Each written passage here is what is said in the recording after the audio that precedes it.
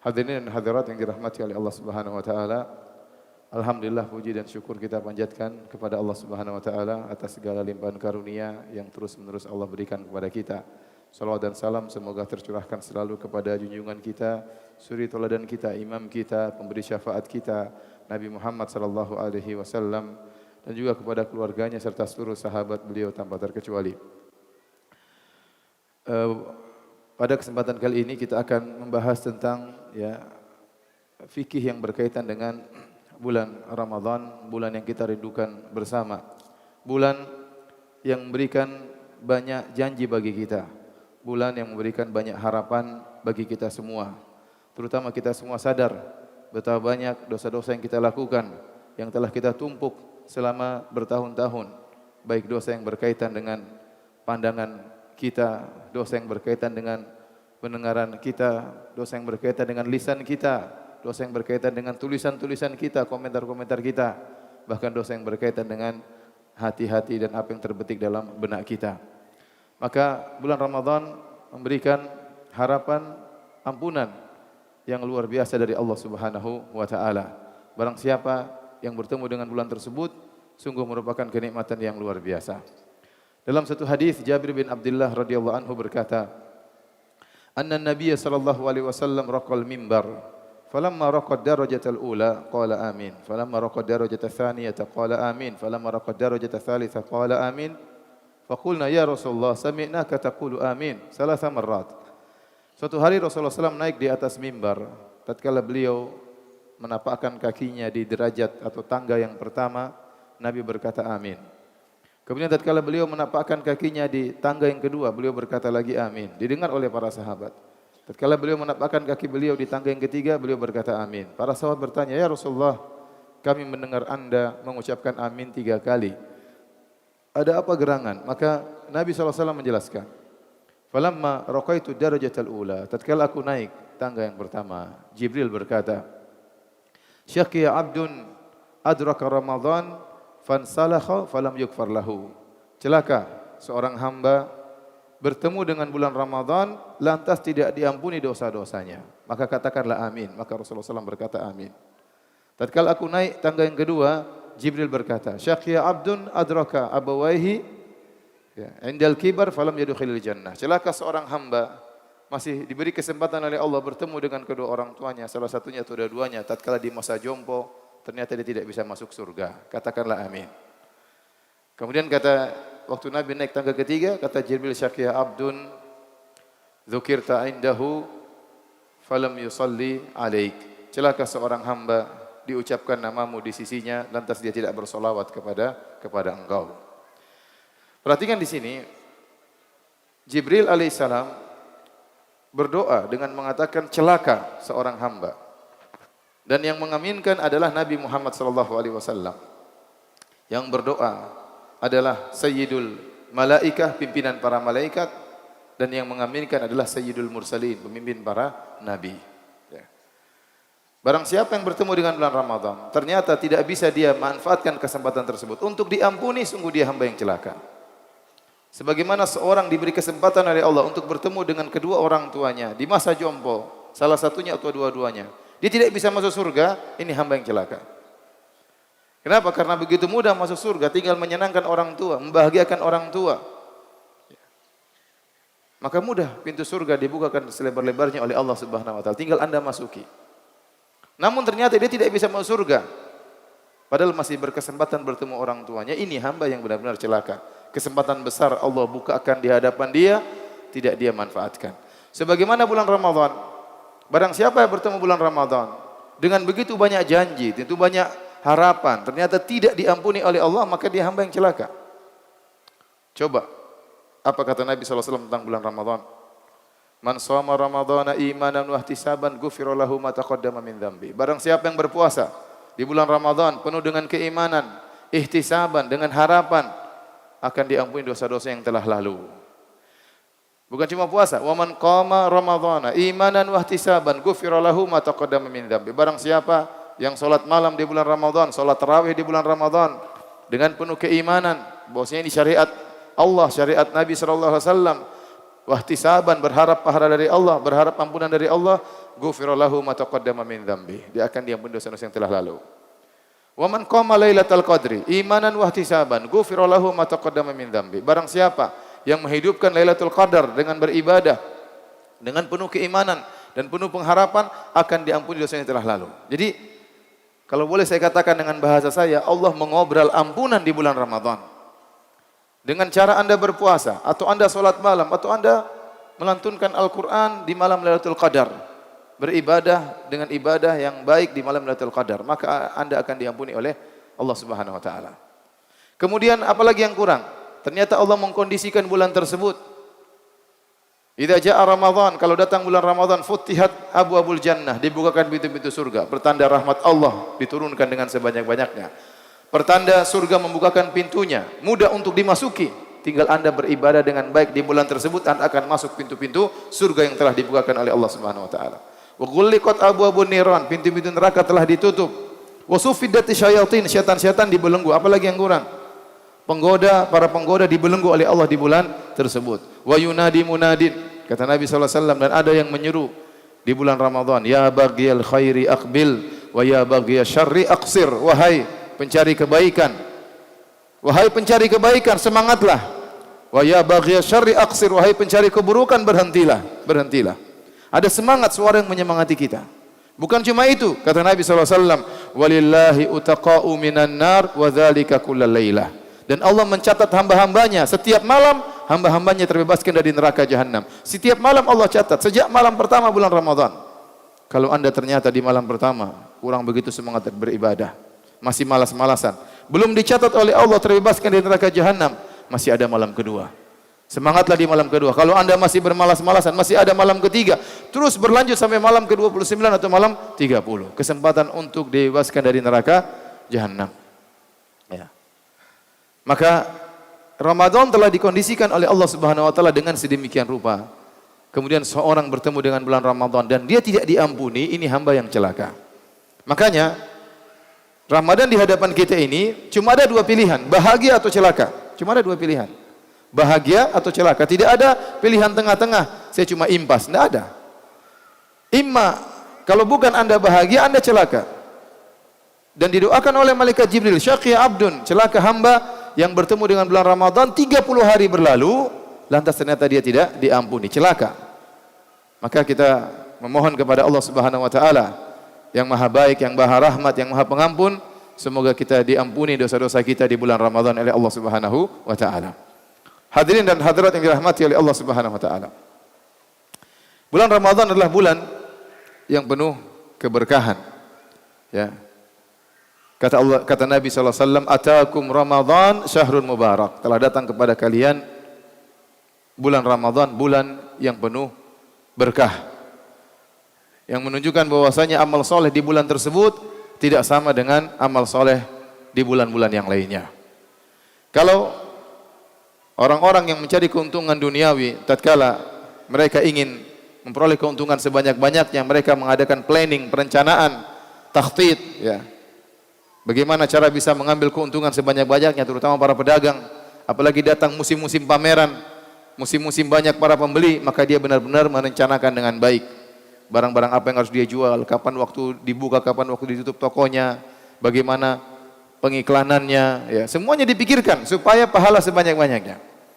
Maka lebih utama kita memplanningkan, merencanakan bagaimana di bulan Ramadan kita bisa memperoleh pahala sebanyak-banyaknya, bisa memperoleh ampunan dari Allah sebanyak-banyaknya. Maka jangan sampai Ramadan kali ini sama seperti Ramadan-Ramadan sebelumnya, hanya lewat begitu saja. Hanya merupakan ritual tahunan sehingga lewat begitu saja tidak terlalu bermakna. Bermakna namun tidak terlalu bermakna. Maka kita berusaha Ramadan kali ini kalau bisa lebih bermakna daripada Ramadan-Ramadan sebelumnya. Dan itu susah untuk kita raih kalau tidak kita planningkan, kalau tidak kita rencanakan. Kegiatan kita atur agar kita bisa mencapai target yang kita inginkan di bulan Ramadan kali ini. Karenanya saya mengajak diri saya pribadi dan juga para hadirin hadirat untuk membuat perencanaan untuk bulan Ramadan kali ini. Di antara contoh perencanaan, kita targetkan bulan Ramadan kali ini khatam Quran 2 kali. Bagaimana? Setuju atau tidak? Mungkin orang Padang, Ustaz sedikit 2 kali. 10 kali Ustaz kalau di Padang. Oke, baik. 10 kali gimana? Setuju? 10 kali mampu atau tidak? Ustaz saya masih banyak utang, saya harus kerja Ustaz. 10 kali berat. Ya sudah, kita enggak usah muluk-muluk. 2 kali. Ya, kali ini kita berusaha Ramadan kali ini khatam Quran 2 kali. Itu berarti satu hari Anda minimal baca Quran 2 juz. Harus bikin target. 2 juz harus selesai setiap hari. Lebih dari itu alhamdulillah. Yang penting target minimal harus tercapai. Nah, kalau 2 juz, saya kasih contoh sederhana. 2 juz itu kalau Quran cetakan Madinah itu adalah 20 lembar. 20 lembar sama dengan 40 halaman. Itu berarti 2 juz. Nah, bagaimana cara kita bisa mengejar target harian kita? Maka kita bagi 20 lembar tersebut menjadi 5. Setiap solat kita baca 4 lembar. Setiap solat kita baca 4 lembar. Boleh 2 lembar sebelum solat, 2 lembar setelah solat. 2 lembar qobliyah, 2 lembar ba'diyah. 5 kali solat kita selesai 2 juz. Mudah atau susah? Wahai orang-orang Padang, mudah atau susah? Hah? Mudah. Yang bilang susah biasanya malas itu. Baik, insyaallah ya, insyaallah kita usahakan ya. Oleh karenanya supaya Anda bisa mencapai target bisa baca Quran di bulan Ramadan dengan khusyuk, dengan tartil, dengan baik, berarti Anda membutuhkan waktu yang banyak.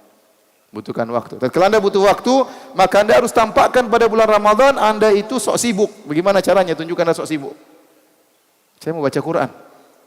Ya. Kalau kita lagi baca Quran, istri kita bilang, "Mas, Bang, nanti Bang sebentar ya, belum selesai." Ya, selesai dulu, ya. Sebentar. Anak-anak datang, Abi, oh sebentar. Abi belum selesai. Tunjukkan bahwasanya kita punya target. Karena sekali kita menggampang-gampangkan, nanti sajalah, nanti mau tidur baru saya baca. Akhirnya tidak baca, salat duhur tidak baca, salat subuh tidak baca, salat asar tidak baca. Mau dirapel salat isya, 20 halaman berat. Baru baca 3 halaman, tiba-tiba datang ketenangan. Ngantuk, akhirnya apa? Tidur lewat. Masih datang lagi syaitan mengatakan nanti dirapel besok. Besok saya mau baca langsung 4 juz. Ya belum tentu. Nanti saja setelah akhir Ramadan langsung 60 juz 2 kali khatam ya. Akhirnya apa? Ramadan lewat, yang kita baca cuma sedikit. Ya ikhwan, apa kata Nabi SAW? Iqra'ul Qur'an, fa innahu ya'ti yaumal qiyamah syafi'an li ashabihi. Bacalah Al-Quran. Sungguhnya Al-Quran akan datang pada hari kiamat memberi syafaat bagi orang-orang yang membacanya. Ya. Apa maksudnya memberi syafaat? Maksudnya apa? Kita mungkin banyak dosa, mungkin kita mau masuk neraka jahanam, enggak jadi. Kenapa Al-Quran bela kita? Al-Quran mengatakan, ya Allah, ini hambamu menahan kantuknya, menunda tidurnya demi membacaku. Atau mungkin seorang sudah berada di surga, diangkat derajatnya lagi oleh Al-Quran. Kenapa? Syafaat dari Al-Quran. Kita mungkin berharap syafaat dari teman-teman kita, dari saudara kita, belum tentu dapat. Apalagi Allah berfirman, فَإِذَا جَاءَتِ الصَّاخَّةُ, tatkala ditiupkan sangkakala. Yauma yafirul mar'u min akhi, seorang akan lari dari saudaranya. Wa ummihi wa abi, dia akan lari meninggalkan bapaknya, meninggalkan ibunya. Wa sahibatihi wa bani, dia akan lari meninggalkan istrinya, meninggalkan anak-anaknya. Kenapa? Dia punya urusan sendiri. Likulli imri'in minhum yauma idzin sya'nu yughni. Masing-masing sibuk. Jangankan boro-boro dia beri syafaat, dia sendiri sibuk dengan urusannya. Apakah kita pasti bisa beri syafaat kepada anak kita? Belum tentu bisa. Kalau Allah tidak izinkan, tidak bisa. Makanya Nabi Muhammad SAW berkata, Ya Fatimah bintu Muhammadin, salini min mali ma syi'ti, la ugni anki minallahi syai'a. Wahai Fatimah, putri Muhammad, mintalah harta dariku, aku akan berikan. Tapi aku tidak bisa menolong engkau sama sekali. Ya, semua ada aturannya, harus ada izin Allah Subhanahu wa taala. Allah harus ridho dengan yang kita beri syafaat. Tetapi yang pasti memberi syafaat kepada kita adalah amal soleh kita. Maka tidak ada orang paling bahagia pada hari kiamat kecuali orang yang banyak amal solehnya. Karena amal solehnya itulah yang pasti akan beri syafaat baginya. Di antaranya membaca Al-Quran. Apa kata Nabi SAW? Yuqalu li sahibil Quran. Dikatakan kepada orang yang ahli Al-Quran. Di akhirat kelak. Iqra' wartaqi. Bacalah Al-Quran. Dan naiklah engkau di surga. Warattil kama kunta turatil fid dunya. Dan tartilah. Bacalah dengan tajwid. Sebagaimana kau baca tatkala di dunia. Fa inna manzilataka inda akhiri ayatin taqra'uha. Sungguhnya kedudukanmu di surga adalah sesuai dengan ayat terakhir yang kau baca. Semakin orang sering baca Quran, semakin orang banyak hafal Quran, semakin naik derajatnya di akhirat kelak. Ya, maka Kalau kita tidak baca Quran di bulan Ramadan, kapan lagi mau baca? Para hadirin dan hadirat yang dirahmati oleh Allah Subhanahu wa taala. Kenapa? Karena Ramadan bulan Al-Quran. Syahrul Ramadan alladzi unzila fihil Quran. Bulan yang Allah pilih untuk Allah turunkan Al-Quran. Ya. Maka malaikat Jibril setiap bulan Ramadan datang kepada Nabi SAW. Fayudarisuhul Quran. Malaikat Jibril ngajari Nabi untuk belajar Al-Quran. Malaikat Jibril ngajari Nabi Al-Quran. Memilih bulan Ramadan, bulan yang mulia. Oleh karenanya para ulama dahulu, contohnya Imam Malik, biasanya dia punya majelis hadis. Begitu datang bulan Ramadan dia liburkan. Wa aqbala alal Quran, maka dia konsentrasi untuk baca Al-Quran. Ya akhi, Al-Quran itu ya, adalah sumber kebahagiaan kaum muslimin yang sering dilupakan oleh kaum muslimin. Banyak orang sekarang cari kebahagiaan dengan cara bermacam-macam. Di antara sumber kebahagiaan adalah Al-Quran. Allah berfirman, Ya ayuhan nasu qad ja'atkum mau'izatun mir rabbikum wa syifaa'un lima fis sudur. Wahai manusia sekalian, telah datang peringatan dari Rabb kalian, yaitu Al-Qur'an, wa syifaa'un lima fis sudur, dan sebagai obat dari apa yang ada di dada-dada manusia. Obat penyakit hati manusia. Al-Qur'an obat. Orang gelisah, orang sedih, tidak bahagia, Al-Qur'an obatnya. Al-Qur'an obatnya. Oleh karenanya Nabi SAW mengajarkan kepada kita doa untuk menghilangkan kesedihan. Apa isi doa tersebut? Allahumma inni abdun ibnu abdik. Allahumma inni abduk ibnu abdik. Ibnu amatik nasiyati fi yadik. Madin fiya hukmuk adlun fiya qada'uk. As'aluka bikulli ismin huwa lak. Sammaita bihi nafsak. Au anzaltahu fi kitabik. Au allamtahu ahadan min khalqik. Aw ista'tharta bihi fi ilmil ghaibi indak an taj'alal qur'ana rabi'a qalbi wa nura sadri wa dhahaba ghammi wa jala'a huzni. Kata Nabi SAW dalam doanya, Ya Allah, sungguhnya aku adalah hambamu. Aku adalah putra dari hamba laki-lakimu. Aku adalah putra dari hamba perempuanmu. Ubun-ubunku berada di tanganmu, Ya Allah. Ya, hukummu berlaku kepadaku. Keputusanmu selalu adil kepadaku. Aku mohon kepada engkau dengan bertawassul dengan seluruh nama-namamu yang terindah, yang kau namakan dirimu dengan nama-nama tersebut, atau kau turunkan kepada Al-Quran, atau kau ajarkan kepada Nabi Muhammad SAW, atau kau simpan nama tersebut dalam ilmu gaibmu. Hendaknya engkau menjadikan Al-Quran sebagai penyejuk hatiku. Anta ja'alal Qur'ana rabi'a qalbi. Ya Allah, jadikan Al-Quran sebagai penyejuk hatiku. Wa nura sadri, sebagai cahaya bagi dadaku. Wa dhahaba ghammi, untuk menghilangkan kegelisahanku. Wa jala'a huzni, dan untuk menghilangkan kesedihanku. Jadi jelas Al-Quran itu sumber kebahagiaan. Semakin Anda dekat dengan Al-Quran, Anda semakin bahagia. Makanya saya sering sampaikan, orang sekarang mencari kebahagiaan pada hal-hal yang hanya bukan kebahagiaan, hanya semu. Orang cari kebahagiaan dengan misalnya maksiat, dengan berzina, ya, dengan bermusik-musik ria, ya, kemudian banyak hal mereka lakukan. Itu bukan kebahagiaan. Benar ada kelezatan, ya. Ada kelezatan, nonton film-film, ada kelezatan, tapi itu bukan kebahagiaan. Beda antara kebahagiaan dengan kelezatan. Ya. Orang nonton film, iya ada kelezatan. Tapi apa bahagia? Enggak. Orang dengar musik-musik, ada kelezatan, iya, tapi tidak bahagia. Orang berzina, ada kelezatan. Ya.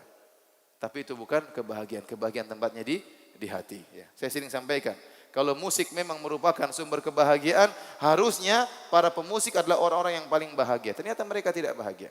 Banyak di antara mereka rumah tangganya rusak, banyak di antara mereka terkena narkoba, bahkan di antara mereka ada yang bunuh diri. Itu bukan kebahagiaan, kebahagiaan Al-Quran.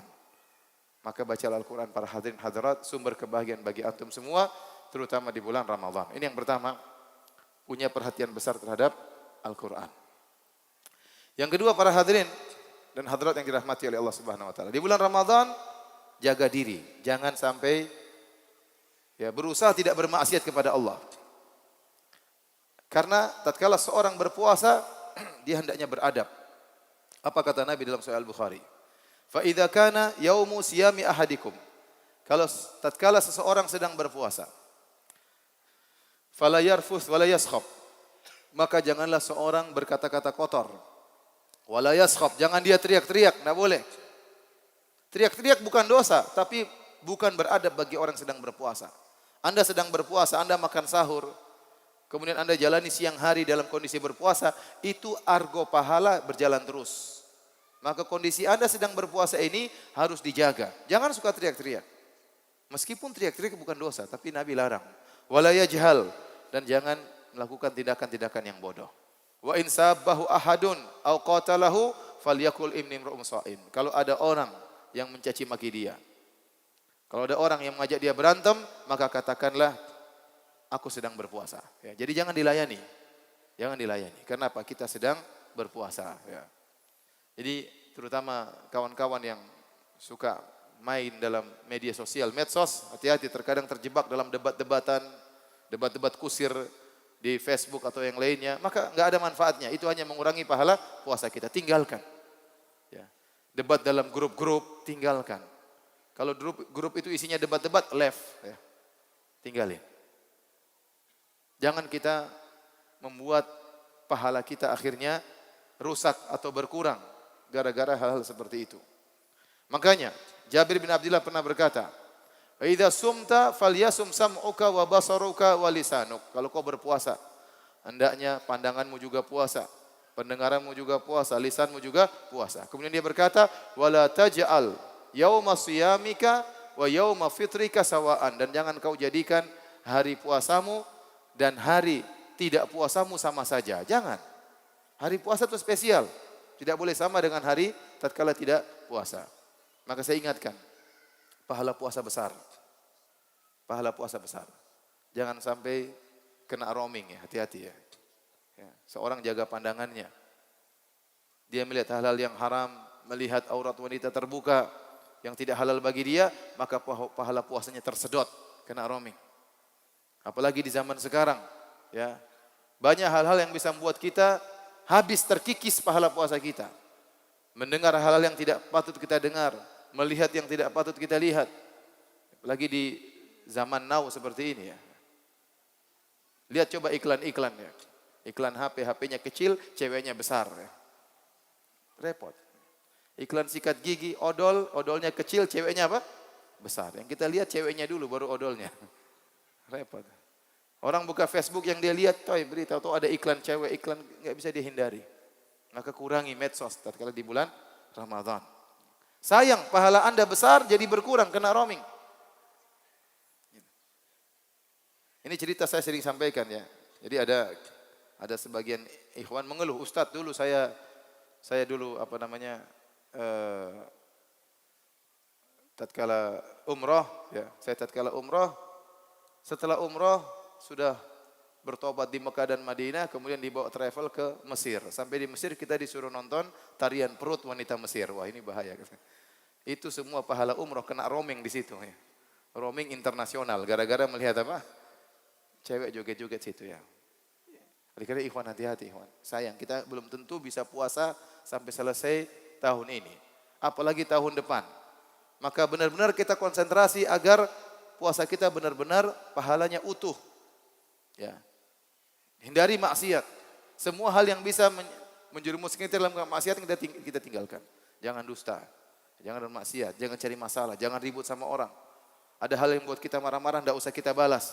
Kenapa kita ingin menjaga pahala puasa kita? Karena Nabi SAW telah mengingatkan, rubbas sha'imin laisa lahu min siyami ilal ju' wal atash. Betapa banyak orang yang berpuasa, namun dia tidak meraih dari puasanya kecuali hanya lapar dan dahaga. Hadirin dan hadirat yang dirahmati oleh Allah Subhanahu wa taala, karenanya pada kesempatan kali ini insyaallah kita akan menyampaikan fikih tentang bulan Ramadan secara singkat. Semoga bermanfaat bagi diri saya dan juga para hadirin hadirat yang dirahmati oleh Allah Subhanahu wa taala. Tentunya tidak semua kita bahas, tapi kita akan bahas perkara-perkara yang menurut saya sangat penting ya. Di antaranya para hadirin hadirat yang dirahmati oleh Allah Subhanahu wa taala ya. Barang siapa yang tidak berpuasa, tentunya dia harus memastikan bahwasanya besok adalah 1 Ramadan. Ya. Untuk memastikan besok 1 Ramadan tentunya dengan menunggu pengumuman dari pemerintah. Apakah sudah terlihat hilal atau tidak. Kalau hilal tidak terlihat, maka hendaknya dia menyempurnakan bulan Sya'ban selama 30 hari. Dan ini sebagaimana sabda Nabi SAW. Sumu li ru'yatihi wa aftiru li ru'yatihi. Berpuasalah karena melihat hilal dan berbukalah karena melihat hilal.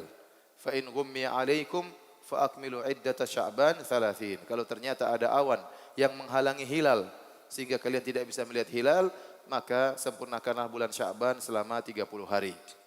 Jadi di sana ada mazhab jumhur, empat mazhab jumhur ulama, bahkan mayoritas ulama berpendapat yang menentukan Ramadan atau Lebaran adalah terlihatnya hilal, bukan adanya hilal. Beda antara adanya hilal dengan terlihatnya hilal. Bisa jadi hilal itu ada, tetapi terhalangi oleh awan sehingga tidak terlihat. Yang menjadi patokan menurut jumhur ulama empat mazhab bukan adanya hilal, tapi terlihatnya apa?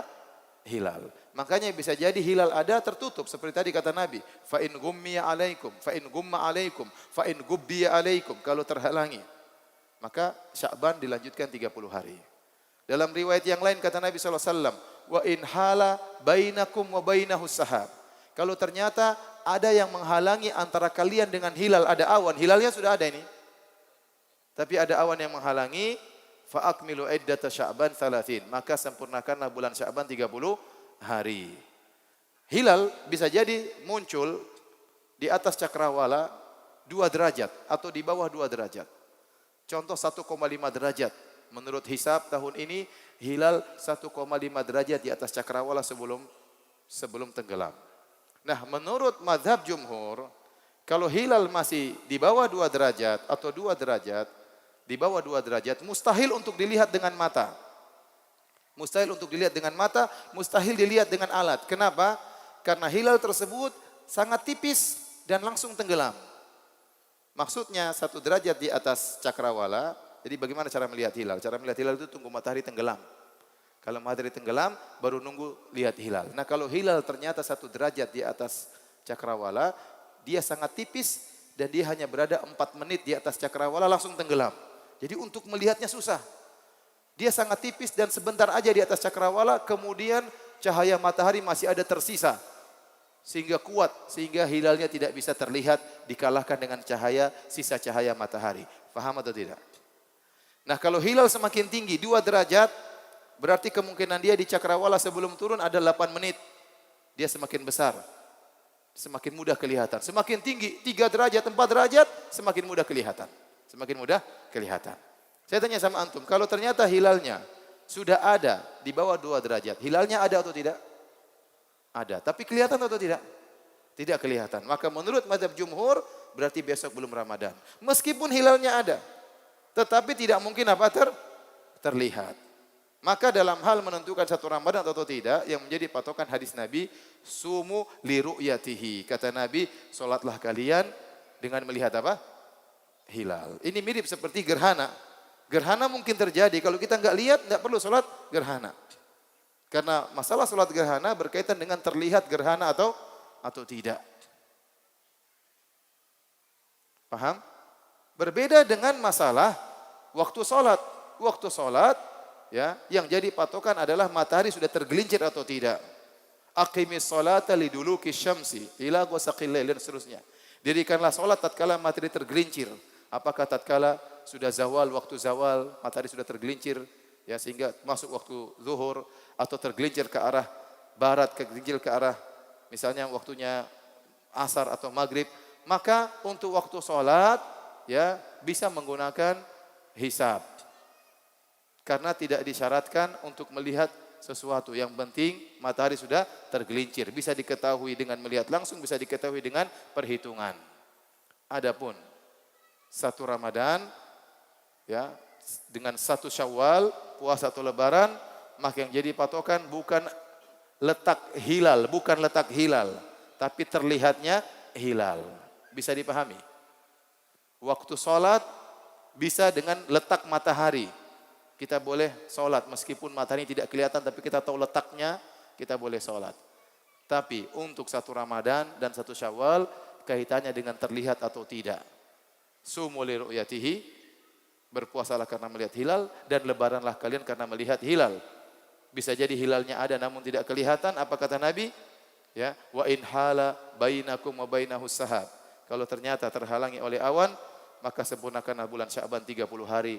berarti besok belum 1 Ramadan. Ini sekedar fikih tentang menentukan 1 Ramadan. Intinya para hadirin hadirat, kita tunggu saja pengumuman dari pemerintah. Karena pemerintah menggunakan sistem melihat hilal. Ya, taib. Setelah kita tahu besok adalah 1 Ramadan, maka malamnya wajib bagi kita untuk berniat. Kata Nabi SAW, man lam yubayyitis siyam minal lail fala siyama lahu. Barang siapa yang tidak pasang niat di malam hari, maka besoknya tidak ada puasa baginya, puasanya tidak sah. Maka minimal malam hari kita sudah niat. Niat dengan berbagai macam cara. Orang yang pasang alarm berarti dia sudah niat. Besok dia mau bangun sahur.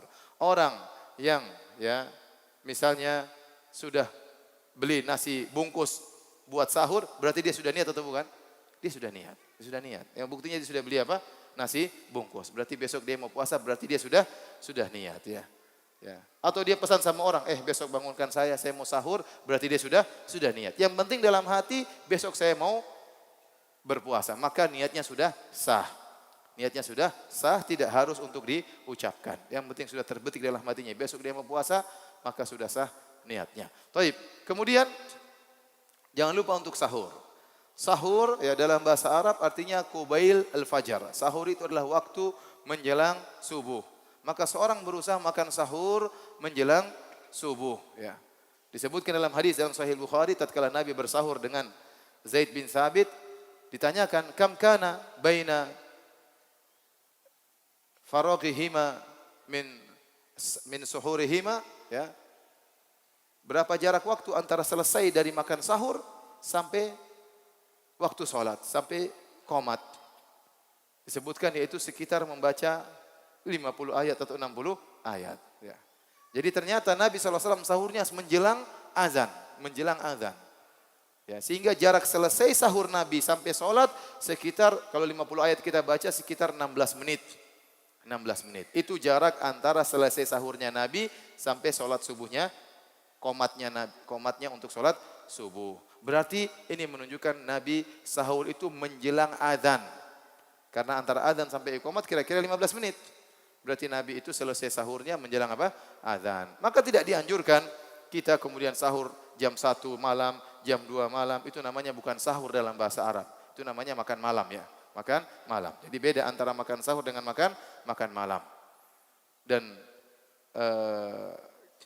dalam hadis kata Nabi SAW, la yazalun nasu bi khair ma'ajjalul fitr wa akharus sahur. Senantiasa manusia dalam kebaikan jika mereka menyegerakan berbuka dan mengakhirkan sahur. Semakin mengakhirkan sahur maka itu yang terbaik. Taib Ustaz, sampai kapan kita bisa makan sahur? Kita boleh makan sahur sampai sebelum azan dikumandangkan. Meskipun 1 detik sebelum azan subuh dikumandangkan. Ya. Karena Allah berfirman, wa kulu washrabu hatta yatabayyana lakumul khaytul abyadu minal khaytil aswadi minal fajar. Makanlah dari minumlah kalian sampai terbit fajar, yaitu sampai azan subuh. Maka yang beredar di masyarakat adanya jadwal imsak 10 menit sebelum azan, itu penamaan yang keliru. Karena imsak itu artinya puasa. Imsak berarti tidak boleh makan. Ini dipahami oleh masyarakat, sudah imsak, enggak boleh makan. Akhirnya mereka berhenti bahkan sebelum imsak. Tidak mau makan karena imsak 10 menit sebelum azan, mereka berhenti makan lagi sebelum imsak lagi.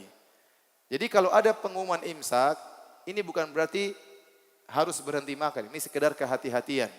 Sekedar apa? Kehati-hatian. Berarti 10 menit lagi kita harus berhenti karena sudah dikumandangkan azan. Maka kita boleh makan dan minum sampai azan subuh. Nah kalau sudah diumumkan di masjid, imsak, berarti masih ada berapa menit? 10 menit. Masih bisa 1 piring ya. Masih bisa 2 piring ya. Masih bisa. Ya. Demikian juga sebagaimana bagi yang berkeluarga masih boleh berhubungan dengan istrinya sampai kapan? Sampai azan subuh. Ya. Karena Allah berkata dalam satu rangkaian ayat, fal'ana bashiruhunna wabtagu ma kataballahu lakum wa kulu washrabu hatta yatabayyana lakumul khaytul abyadu minal khaytil aswadi minal fajar. Di malam hari silakan gaulilah, campurilah istri-istri kalian, makanlah dan minumlah sampai terbit fajar. Berarti boleh berhubungan, boleh makan, boleh minum sampai apa? Terbit fajar. Berarti waktu imsak masih boleh berhubungan dengan istri atau tidak boleh? Masih boleh. Waktu imsak boleh, yang penting kalau adzan harus selesai. Harus selesai. Dan ini rahmat dari Allah para hadirin hadirat. Dahulu puasa tidak demikian. Dahulu di awal-awal aturan puasa, barang siapa yang sudah sholat isya tidak boleh lagi makan dan minum. Sudah sholat isya selesai, tidak boleh makan, tidak boleh minum, tidak boleh bergaul dengan istrinya. Awal puasa seperti itu berat. Atau meskipun sebelum sholat isya, tapi tidur setelah maghrib, sudah tidak boleh makan dan minum. Dua aturan. Barang siapa yang sholat isya, sudah tidak boleh makan dan tidak boleh minum lagi.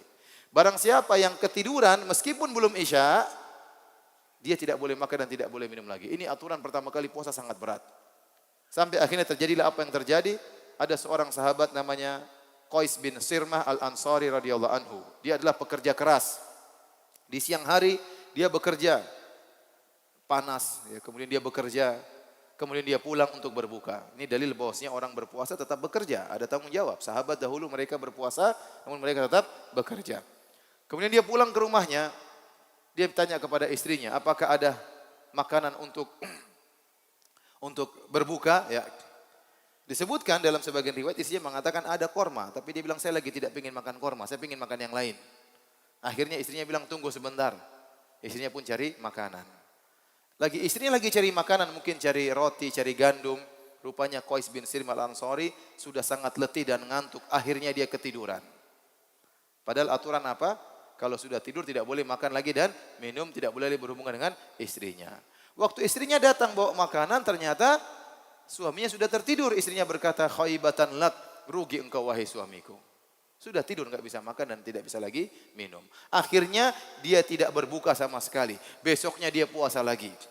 Tatkala besoknya dia puasa lagi siang-siang hari, dia tidak kuat, akhirnya dia pun jatuh pingsan. Akhirnya disampaikanlah kepada Nabi bahwasanya Qais bin Sirmah al-Ansari tidak kuat berpuasa karena semalam tidak sahur, akhirnya pingsan. Maka turunlah firman Allah Subhanahu wa taala membolehkan di malam hari makan dan minum, ya. Kita katakan terima kasih kepada Qais bin Sirmah al-Ansari, alhamdulillah dia pingsan. Kalau dia tidak pingsan, kita yang pingsan sekarang, ya. Jadi para hadirin dan hadirat yang dirahmati Allah Subhanahu wa taala, semenjak itu aturan puasa berubah. Maka boleh makan dan minum sampai adzan subuh. Ingat, sampai adzan subuh. Nah, Ustadz, bagaimana kalau adzan subuh dikumandangkan sementara saya masih lapar? Apakah saya boleh lanjutkan makan? Jawabannya tidak boleh. Jawabannya tidak boleh. Kecuali Anda ragu. Ini mungkin muadzinnya kecepatan. Nah, kalau masih ragu makan enggak apa-apa. Tapi kalau Anda sudah yakin bahwasanya ini muadzin azannya tepat waktu, maka berhenti. Memang para hadirin hadirat ada isu yang disebarkan sekarang dan juga di Arab Saudi tentang bahwasanya azan kita ini sekarang kecepatan 15 menit. Ada heboh seperti di media sosial, di internet, ya. Dan ini juga termasuk heboh terjadi di Arab Saudi. Sejak saya kuliah sudah kita dengar isu-isu seperti ini bahwasanya azan yang menurut tanggalan Ummul Qura yang dipakai oleh pemerintah Arab Saudi dan juga dipakai oleh pemerintah Indonesia itu azan subuhnya kecepatan 15 menit. Berarti apa? Kalau azan masih boleh makan 15 menit. Lumayan 15 menit, bisa 3 piring. Masih banyak, ya. Nah, benar atau tidak ini masalah khilaf, ya, tetapi saya katakan lebih hati-hati, ya. Karena ternyata ulama kibar di Arab Saudi semuanya membenarkan adzan yang sekarang ini. Syekh Shalih Fauzan hafizahullah taala, mufti kerajaan Arab Saudi, Syekh bin Baz sebelumnya juga demikian, ya. Menteri Agama Syekh Shalih Al-Utsaimin juga membenarkan azan yang sekarang sudah benar, ya. Sehingga dan mereka mengirim para peneliti untuk mengecek dan mereka mengatakan sudah benar bahwasanya jadwal yang ada sekarang ini sudah tepat. Ada sekelompok ulama lain mengatakan belum tepat seperti Syekh Sa'ad Al-Khawthlan yang juga anggota kibar ulama sekarang. Mereka mengatakan enggak, ini terlalu cepat. Jadi ada khilaf. Tetapi sebagai bentuk hati-hati jangan coba-coba, ya. Jangan coba-coba. Mending kita berhenti. Terus kalau kita perhatikan, kalau kita kembali kepada hadis-hadis Nabi tentang sholat subuh Nabi. Perhatikan sini para hadirin hadirat. Disebutkan dalam hadis-hadis Nabi, Nabi SAW itu, ya, kalau sudah dikumandangkan adzan subuh, beliau sholat 2 rakaat. Apa 2 rakaat itu? Qobliyah apa? Subuh. Setelah itu beliau berbaring, ya taji', berbaring. Setelah itu baru kemudian dipanggil oleh Bilal untuk sholat qomat. Kira-kira antara adzan Nabi sholat 2 rakaat, Nabi berbaring sampai iqamah taruhlah 15 sampai 20 menit. Kita perkirakan di zaman Nabi 15 menit sampai 20 menit. Setelah itu Nabi SAW waktu sholat dia baca ayat 50 sampai 100 ayat. Kira-kira setengah jam Nabi sholat apa? Subuh. Paham? Kira-kira setengah jam. Selesai sholat, apa ciri-cirinya? Disebutkan dalam hadis, wa kana yanfatilu min sholatil ghodati hina ya'rifu rajulu jalisahu. Adalah Nabi selesai dari sholat subuh tatkala seorang mengenal teman duduknya. Jadi masih sangat gelap. Assalamualaikum warahmatullahi wabarakatuh. Assalamualaikum warahmatullahi. Dia baru kenal teman sampingnya. Sebelahnya masih belum. Berarti masih gelap atau tidak? Masih gelap. Dalam hadis yang lain dari hadis Aisyah, kana Nabi sallallahu alaihi wasallam yusallil fajar wa yashhadu ma'ahu nisa'un minal mu'minat mutalaffi'atun bimurutihinna la ya'rifuhunna ahadun minal ghalas. Dahulu para ibu-ibu ikut sholat subuh bersama Nabi sallallahu alaihi wasallam. Kalau Nabi selesai sholat, mereka segera pergi, namun belum ada yang mengenal mereka. Kelihatan perempuan, tapi tidak tahu ini siapa, ini siapa, ini siapa. Berarti masih sangat remang-remang. Paham? Nah, kalau kita praktekkan itu dengan jadwal sholat sekarang, sepertinya pas. Coba di sini azan subuh jam berapa? Jam berapa? Jam 5 pas? Jam 5 lah ya, anggap jam 5. Kurang lebih jam 5. Taib. Jam 5 azan subuh sesuai dengan jadwal yang ada. Kemudian qomatnya 5.20. Antum bayangkan sekarang jam 5.20 baru antum qomat. Kemudian antum sholat seperti sholatnya Nabi, setengah jam kira-kira. Berarti berapa? 5.20 tambah setengah jam berarti 5.50. Nah kalau 5.50, Assalamualaikum. Orang sudah kelihatan masih remang-remang mungkin. Masih bisa kita sesuai dengan hadis Nabi SAW. Nah coba kalau antum ikut model yang kedua. Azan ini kecepatan 15 menit. Berarti azannya harus 5:15. Bahkan ada yang mengatakan kecepatan 20 menit.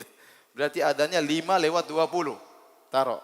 Coba antum bayangkan antum azan 5:20. Kemudian setelah itu qomatnya 20 menit kemudian. Berarti 5:40. Kemudian sholatnya setengah jam. Berarti jam 6:10. Kalau 6:10 ente assalamualaikum. Satu masjid kelihatan enggak? Kelihatan ya. Dari situlah sebagian ulama mengatakan sebenarnya jadwal yang sekarang sudah tepat. Kalaupun kecepatan, sebagaimana pendapat Syekh Utsaimin, bukan kecepatan paling 1 menit, 2 menit, 3 menit, maksimal 5 menit. Kalaupun kecepatan. Kenapa? Karena orang-orang tatkala menentukan mereka menggunakan alat. Fajar kelihatan dengan alat. Orang mungkin dengan mata mungkin agak telat sedikit. Jadi maksud saya lebih hati-hati. Kalau azan sudah dikumandangkan, antum sudah punya jadwal azan, mending antum berhenti. Ini lebih hati-hati. Meskipun ada pendapat yang lain, tetapi saya katakan lebih hati-hati. Ini pendapat yang dipilih oleh kibar ulama, mayoritas ulama di Arab Saudi, ya, maka hendaknya berhenti, jangan dilanjutkan. Ya. Jadi kalau sudah Allahu Akbar, ya udah berhenti. Ya. Karena sebagian orang santai banget ya. Allahu Akbar, kerupuknya turunin ya, sambalnya ambil ya, jengkolnya mana, santai jadi makan ya. Ya saya kan uzur terlambat bangun ya, salah sendiri ente terlambat bangun. Ya. Bahkan kejadian di sebagian pondok ini terjadi benar ya. Mereka sahur bareng, mungkin 10 hari terakhir, qiyamul lail bareng-bareng, sahur bareng. Begitu waktu mau adzan, ada seorang mau adzan kata ustadznya, jangan dulu, ustadz belum selesai, tunggu dulu. Jadi dia mau adzan enggak jadi, tunggu ustadz sampai apa? Selesai. Ini dari mana seperti ini? Allah tidak mengatakan makanlah dan minumlah kalian sampai ustadz kenyang, tidak ya. Allah mengatakan makanlah dan minum kalian sampai terbit apa? Fajar. Maka maksudnya jangan main-main karena ini berkaitan dengan sah tidaknya puasa kita. Kalau sudah adzan dikumandangkan berhenti. Jelas dalam ayatnya. Ustaz, bukankah ada hadis? Idza sami'a ahadukum nida wal ina'u fi yadihi fala yaqdu hatta yaqdi hajatahu. Dalam hadis, jika kalian mendengar azan, kemudian gelas masih di tangannya, jangan diletakkan sampai dia minum. Ini hadis diperselisihkan oleh para ulama.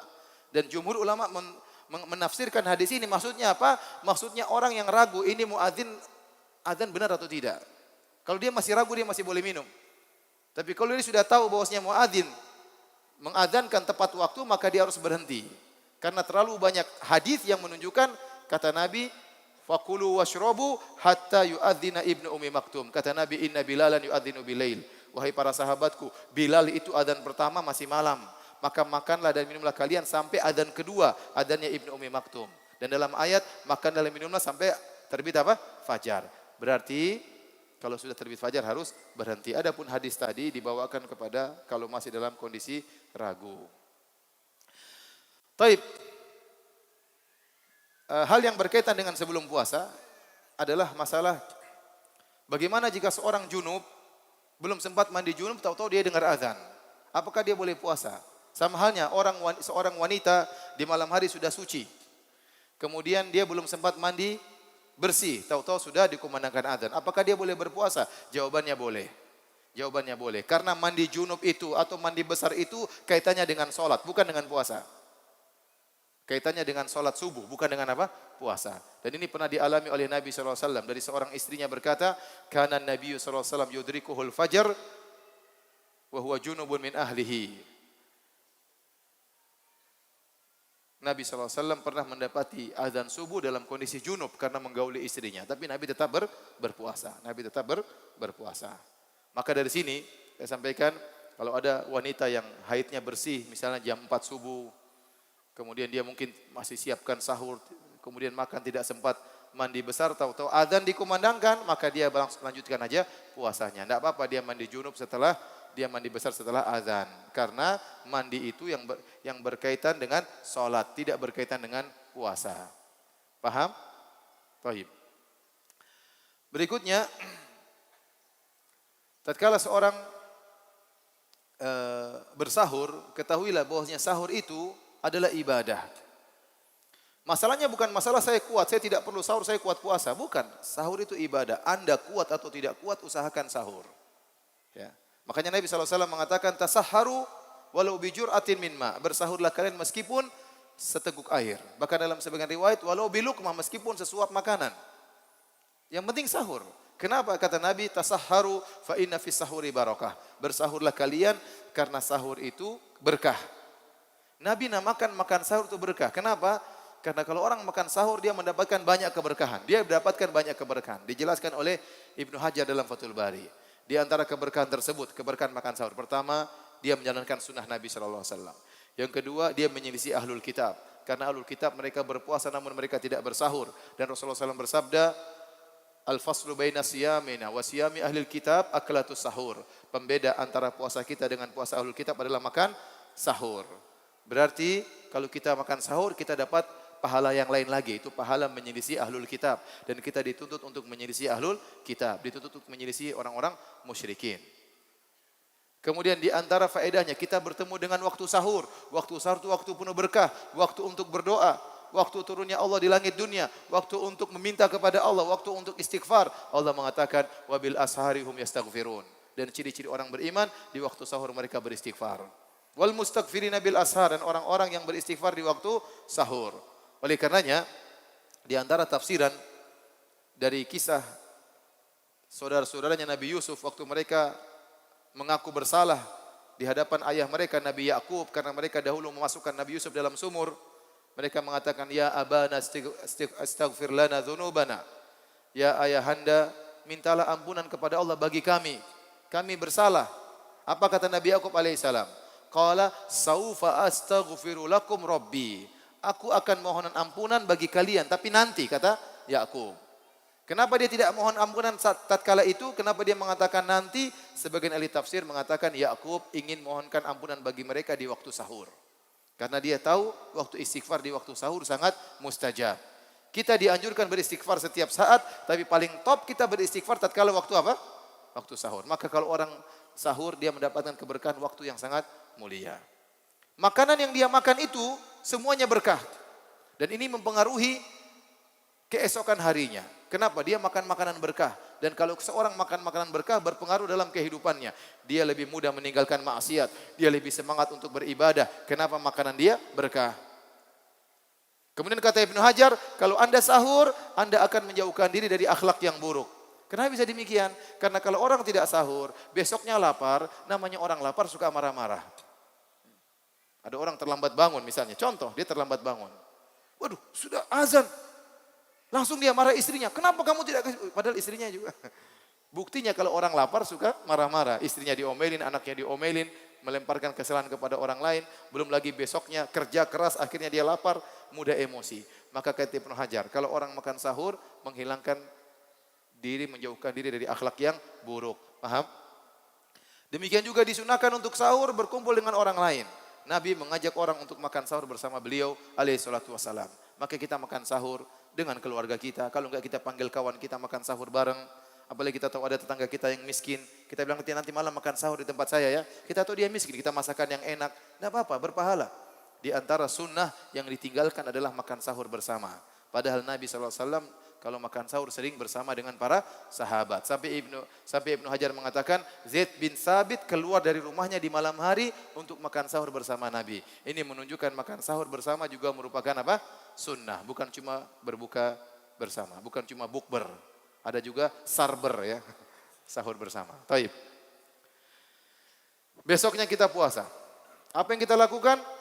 Jauhi pembatal-pembatal puasa. Kata Allah, "Tsumma atimus siyama ilal lail." Lanjutkan puasamu sampai malam. Tidak boleh makan, tidak boleh minum, tidak boleh berhubungan.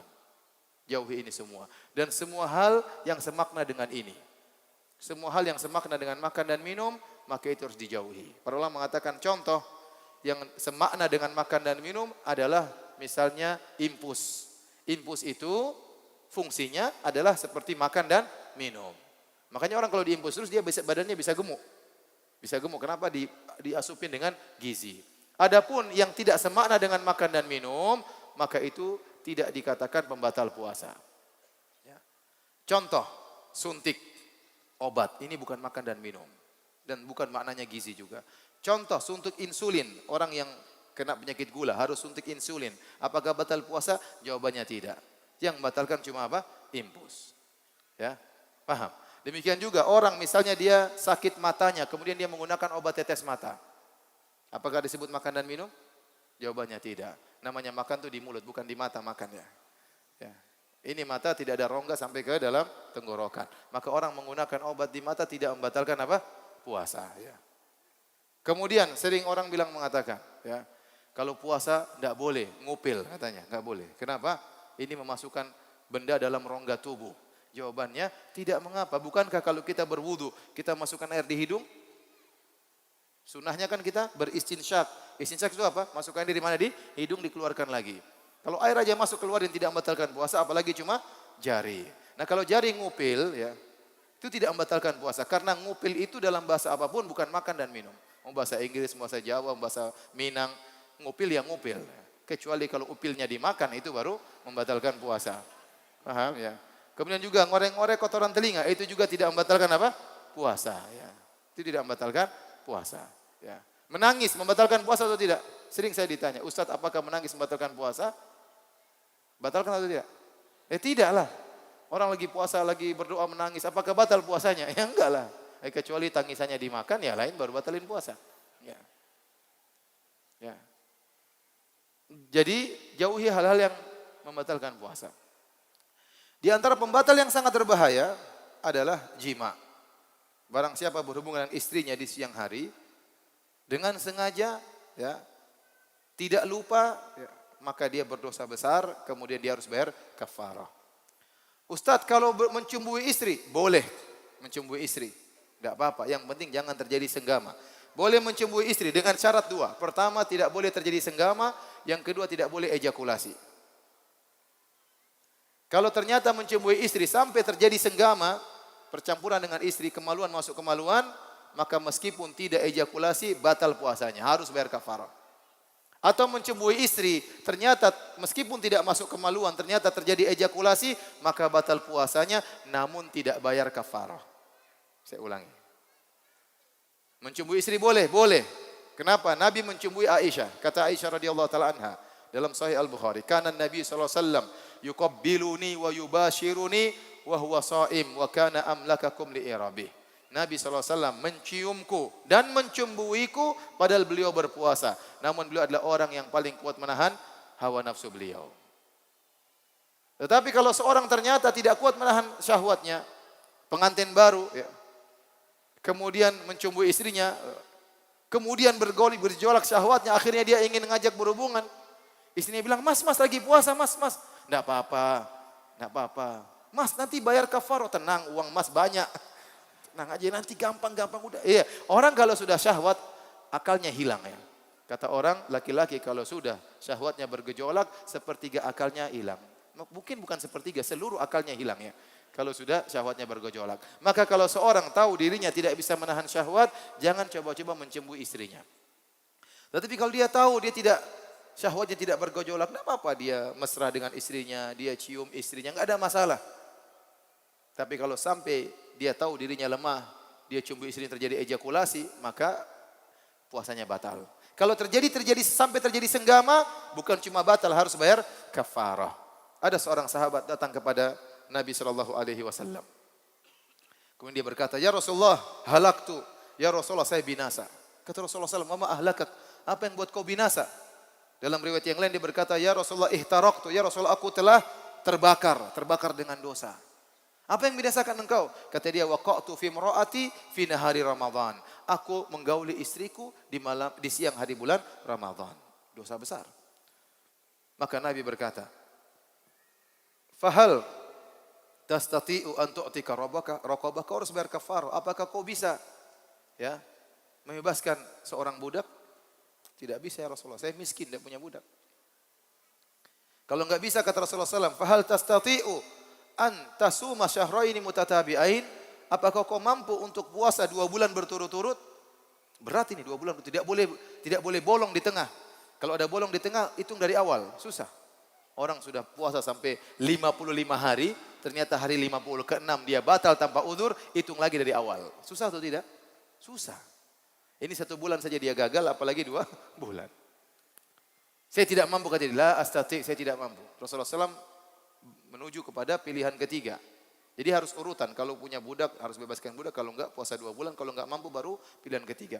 Fahal tastati'u an tut'ima sittina miskinan, apakah kau mampu memberi makan kepada 60 fakir miskin? Kata dia tidak mampu juga ya Rasulullah, miskin dia. Bingung Rasulullah, ini gimana ini? Tidak ada kafarah yang bisa dia bayar. Tatkala Nabi duduk, dia juga duduk, tiba-tiba ada seorang membawakan miktal, yaitu keranjang korma, diberikan kepada Nabi SAW. Maka Nabi mengatakan, mana tadi, aina sa'il, mana tadi yang bertanya, ini ambil korma, bayar kafarahmu, berikan makan kepada fakir miskin.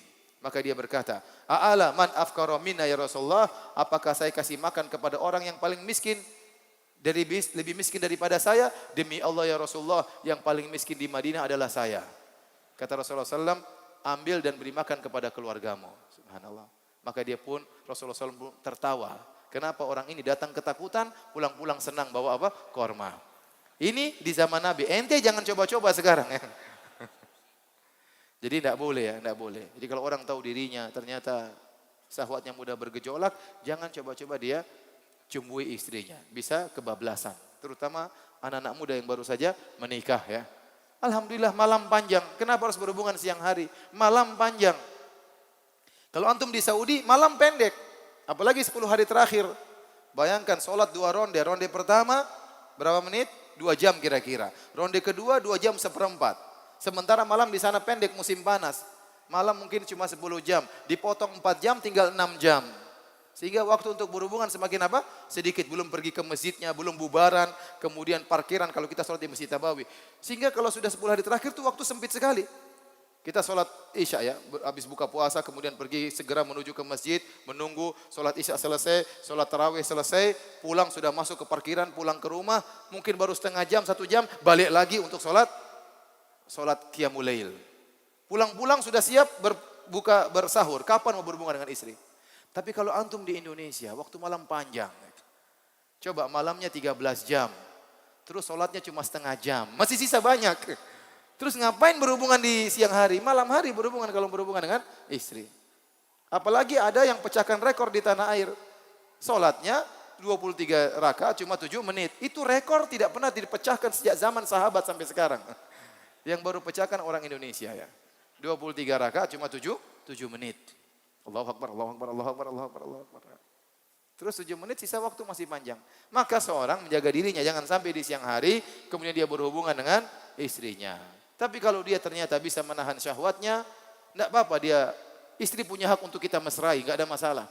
Rasulullah SAW begitu sayang sama istrinya, begitu melaksanakan hak istrinya, meskipun dia puasa dia tetap mencumbui apa istrinya. Karena wanita senang dimesrai, sedang dicumbui. Nabi tidak meninggalkan hal tersebut meskipun beliau sedang berpuasa. Jadi kembali kepada diri kita masing-masing.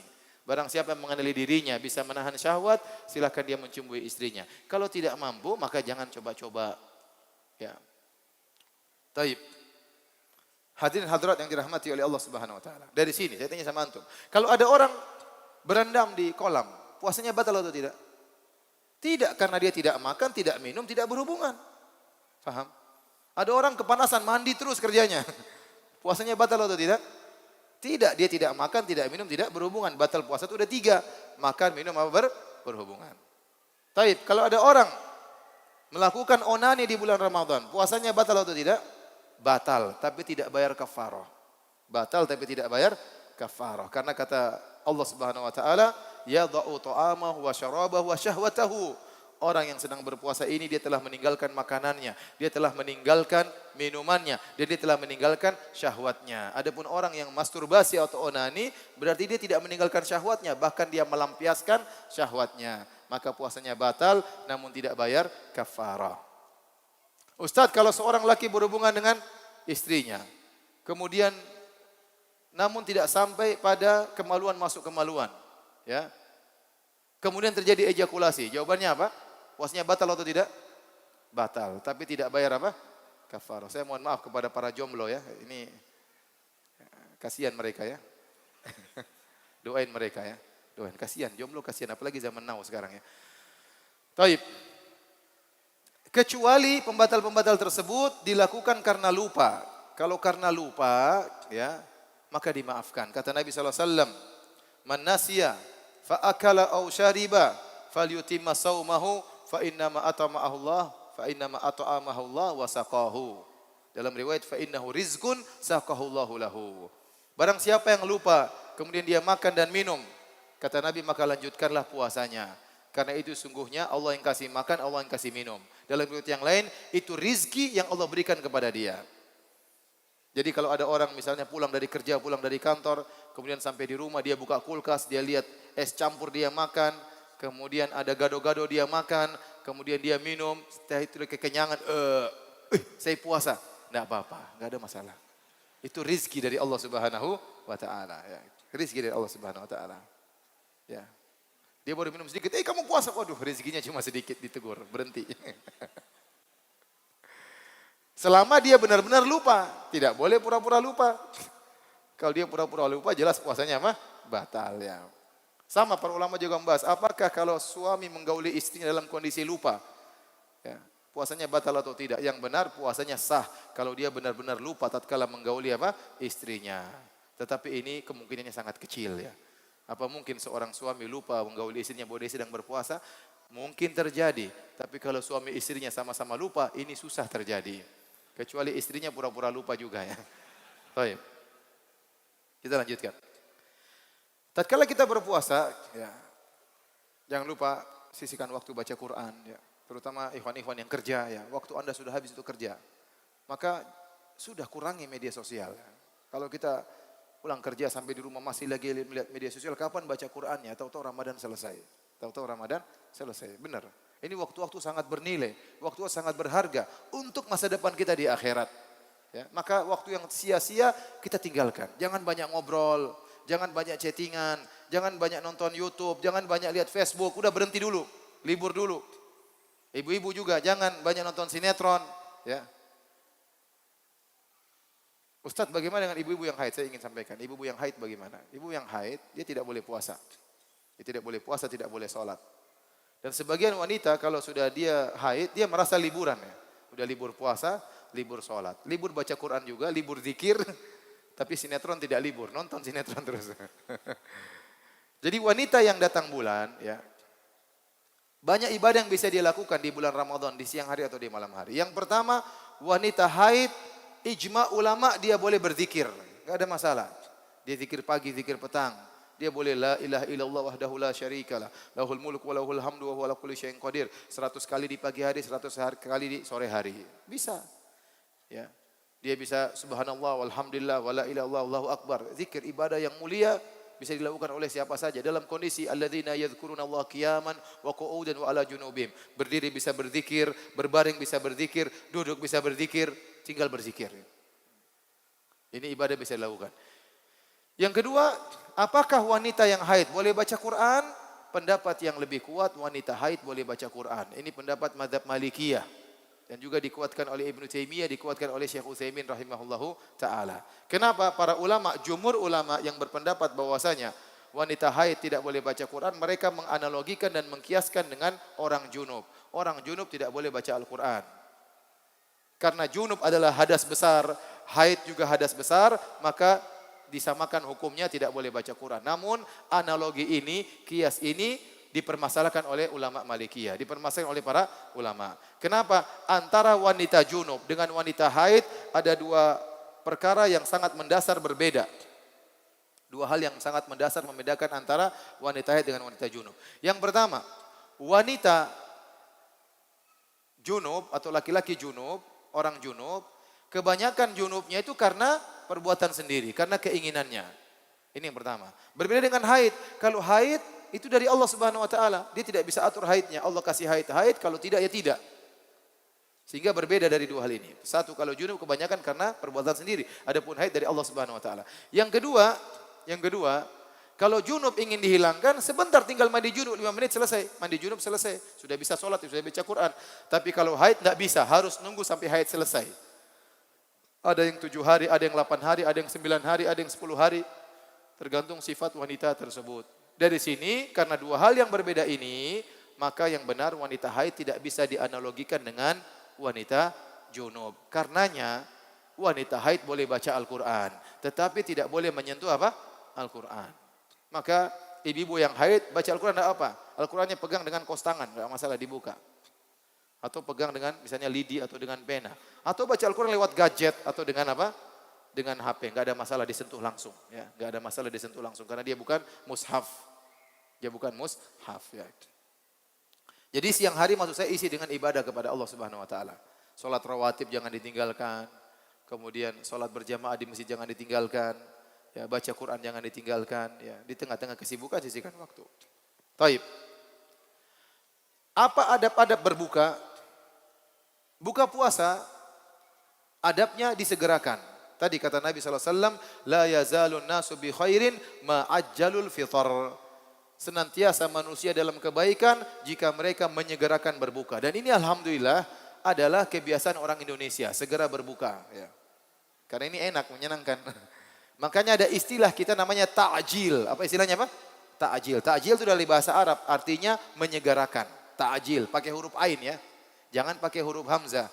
Kalau ta'jil itu artinya mengakhirkan. Salah. Harus pakai ain. Ta'jil. Apa namanya? Ta'jil. Ayo, ta'jil. Itu berarti segera berbuka. Dan Nabi SAW sangat cepat berbuka. Dalam Sahih Al-Bukhari, waktu Rasulullah SAW sedang bersafar di tengah padang, kemudian Rasulullah SAW tiba-tiba, gorabati syams, matahari terbenam. Rasulullah SAW berkata kepada sahabat, Inzil fajidah lana. Disebut dalam riwayat Bilal. Wahai Bilal, siapkan makanan, kita ingin berbuka. Sebagian sahabat mengatakan, ya Rasulullah, lau amsaita, ya Rasulullah, bagaimana kalau diakhirkan sebentar, masih siang ya Rasulullah. Kata Rasulullah SAW, buka sekarang. Ada sebagian sahabat lagi nyeletuk, ya Rasulullah, inna alaika naharon, masih siang ya Rasulullah. Masih terang, kata Rasulullah SAW, buka sekarang. Akhirnya mereka pun buka. Kemudian kata Rasulullah SAW, idza aqbala al-lailu min hahuna, wa adbara an-naharu min hahuna, wa gharabati syams, faqad aftara as-shaim. Kalau malam sudah datang dari arah barat, ya, kemudian dari arah timur, kemudian matahari telah pergi ke arah barat, matahari telah tenggelam, maka sudah waktunya untuk berbuka. Ini dalil Nabi menyegerakan berbuka. Sampai seorang sahabat berkata, seandainya salah seorang dari kami naik di atas ontanya, matahari masih kelihatan. Artinya apa? Matahari baru saja tenggelam, Nabi langsung apa? Berbuka, tidak tunda-tunda. Dan itu sunnah yang harus kita perhatikan. Makanya saya sering sampaikan, jika seandainya Anda bersama istri Anda sedang berdua di pinggir pantai, menanti keindahan terbenamnya matahari. Begitu matahari terbenam nih, mulai turun dari cakrawala. Turun. Begitu hilang, ya. Begitu hilang langsung zahabat dhama'u. Langsung apa? Buka bismillah. Jangan tunda-tunda lagi. Enggak usah bilang, tunggu mas, siapa tahu mataharinya naik lagi. Oh, enggak. Udah turun nggak bakalan naik lagi. Sudah selesai. Maka jangan ditunda-tunda. Sunnahnya segera berbuka meskipun orang-orang belum adzan. Kenapa? Karena adzan itu hanyalah alat untuk menunjukkan matahari terbenam. Nah di depan kita matahari sudah terbenam, mau apa lagi? Segera berbuka. Jadi sunnahnya menyegerakan berbuka. Ya, dalam Fathul Bari disebutkan, kenapa sunnah? Karena ini berkah menjalankan sunnah Nabi SAW.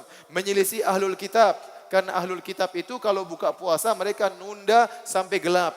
Demikian juga ahlul bidah seperti orang-orang Syiah. Mereka kalau buka puasa nunggu gelap baru mereka berbuka puasa. Nah kita disuruh menyelisih ahlul kitab, disuruh menyelisih orang-orang Syiah. Maka kita berbuka dengan segera. Ya, sunnah Nabi SAW. Taib, bagaimana adab berbuka? Adab berbuka, di antaranya yang penting menjelang berbuka, perbanyak doa kepada Allah Subhanahu Wa Taala. Orang yang berpuasa, doanya dikabulkan selama dia berpuasa. Syekh Utsaimin mengatakan di antara waktu-waktu paling mustajab tatkala menjelang berbuka. Kenapa? Dia di puncak-puncaknya lapar dan dahaga. Di puncak-puncaknya lagi benar-benar membutuhkan rahmat Allah Subhanahu wa taala. Saat itu dia berdoa sangat mudah dikabulkan. Makanya Allah menyebutkan doa ayat tentang dikabulkannya doa di sela-sela ayat tentang puasa. Apa ayat tersebut? Kata Allah, wa idza sa'alaka ibadi anni fa inni qarib ujibu da'watad da'i idza da'an. Dan jika hamba-hambaku bertanya kepadaku tentang hamba-hambaku bertanya kepada engkau wahai Muhammad tentang aku, katakanlah aku dekat, aku mengabulkan doa orang yang memohon. Ayat ini tentang pengkabulan doa, di mana letaknya? Letaknya dalam surat Al-Baqarah, 2 ayat sebelumnya tentang puasa, ayat setelahnya tentang puasa. Ya, dari ya ayyuhalladzina amanu kutiba alaikumus syiyamu kama kutibal ladzina min qablikum la'allakum tattaqun ayyaman ma'dudat man kana minkum maridhan aw ala safarin dan seterusnya. Kemudian wa idza sa'alaka ibadi anni. Jika engkau hamba-hambaku bertanya kepada engkau tentang aku, katakanlah aku sangat dekat. Aku mengabulkan doa bagi orang yang mohon kepadaku. Setelahnya uhillalakum lailatas syiyami rafathu ila nisaikum. Di malam hari dihalalkan bagi kalian di malam bulan Ramadan. Jadi ayat tentang doa ini terletak di antara ayat-ayat tentang puasa. Kata Ibnu Katsir, ini dalil bahwasanya doa di bulan Ramadan bagi orang yang berpuasa sangat mudah dikabulkan oleh Allah Subhanahu wa taala. Paham? Maka sebelum buka jangan lupa mengadakan kedua tangan berdoa kepada Allah. Jadi ini pemandangan indah yang sering kita lihat di bulan Ramadan di Saudi Arabia, di Masjid Nabawi. Ini yang buat kita rindu ingin Ramadan di sana. Kenapa begitu kita nunggu di Masjid Nabawi, orang-orang semua berdoa. Ya, semuanya berdoa. Sudah makanan sudah di depan mereka, mereka berdoa. Nah kita di sini kebanyakan kalau buka ngobrol. Cendolnya sudah belum? Tahu isinya? Korma, korma sunnah loh ya. Korma sunnah, tahu isi wajib. Yang wajib gorengan. Jadi dikumpulkan dulu semuanya. Ya sudah kalau Anda sudah mengumpulkan bagian Anda, sudah aman berdoa. Jangan ngelirik sana, lirik terus nggak selesai-selesai. Udah, jadi maksud saya, jangan lupa berdoa saat-saatnya dikabulkan oleh Allah Subhanahu wa taala. Taib, jika dikumandangkan azan, begitu muadzin mengatakan Allahu Akbar langsung berbuka. Bismillah. Makan rutop. Rasulullah buka dengan apa? Rutop.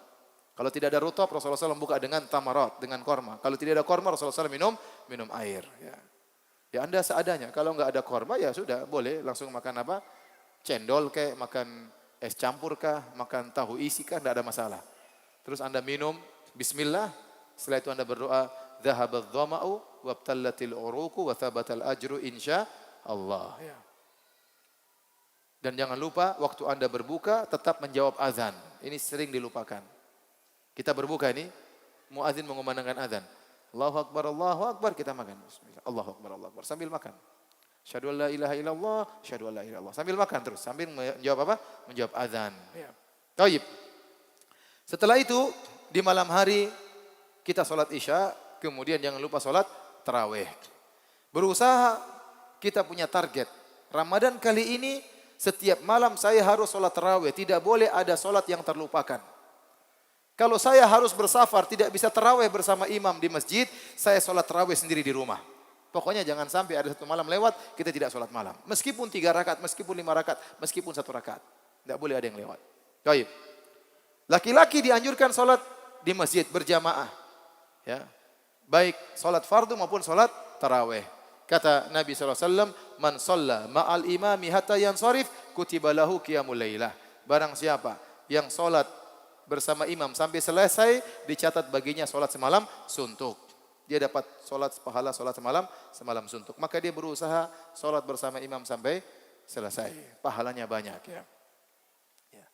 Ustadz, berapa rakaat yang boleh seorang lakukan? Pendapat yang benar, jumhur ulama tidak ada batasan jumlah rakaat solat malam, termasuk solat tarawih. Ya. Adapun yang terbaik memang 11 rakaat atau 13 rakaat sebagaimana dikerjakan oleh Nabi SAW. Itu yang terbaik dengan kesepakatan para ulama, namun dikerjakan dengan panjang sebagaimana Nabi SAW.